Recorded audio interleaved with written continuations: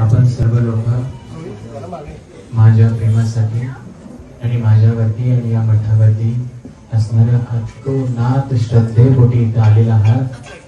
खरंच मला तुमचे शब्द बोलत नाही की तुमचं इतकं प्रेम या मठावरती, माझ्यावरती आणि माधुरीवरती आहे. मी खरोखर भारावून गेलेला आहे.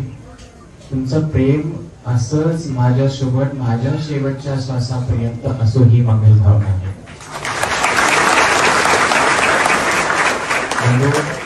तुमच्या प्रेमामुळे सर्व काही सिद्ध होऊ शकतं, तुमच्यामुळे सर्व काही सिद्ध होऊ शकतं.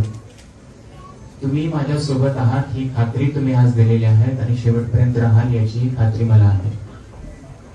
संयमाने आपण सर्व काही गोष्टी जिंकू शकतो. संयम पण आपल्यामध्ये असणं फार गरजेचं आहे. संयम आपण सर्व लोक ठेवूया. त्याचबरोबर आजपर्यंत तुम्ही जे काही केलेलं आहात, तुमच्या सर्वांच्या रेट्यामुळेच प्रशासन कोल्हापूर येथे आलं. वनतारा प्रशासन तुमच्या सर्वांच्यामुळे वनतारापर्यंत आज पोहोचलं. सर्व धर्मीयांची सहानुभूती याच्यासाठी लाभलेली आहे. जैन सोडून अजैन लोक सुद्धा आपल्या परिपूर्णरित्या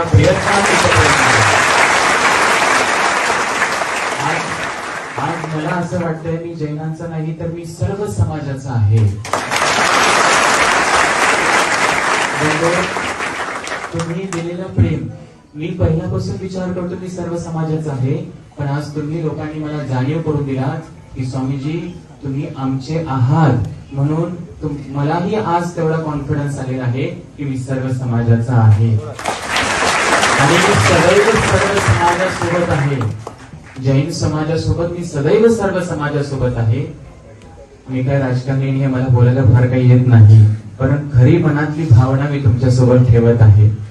आपल्या सर्वांच्या भावनेचा आदर राखत वनतारा प्रशासनानं हत्ती परत नांगणीत पाठवण्यासाठी हाय पॉवर कमिटीकडे तत्काळ अर्ज करावा ही माझी ही भावना आहे.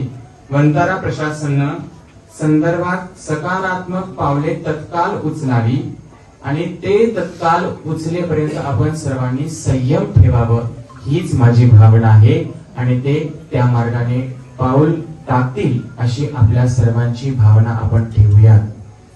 मी फार काही बोलू शकत नाही, पण आज तुम्ही जसं आलेला आहात इथपर्यंत, मी तुम्हाला कुणालाही न बोलवता आज तुम्ही इथपर्यंत आलात कारण तुमच्यावरचं तुम्हाला माझ्यावरचं असणारं प्रेम आहे. पण इथं बसलेले जे लोक आहेत हे खुर्ची किंवा माझ्या बाजूला बसलेले राजकारणी नेते जे आहेत यांनी देखील तुमच्याप्रमाणे माझ्या शेवटच्या श्वासापर्यंत इथं राहावं अशी माझी भावना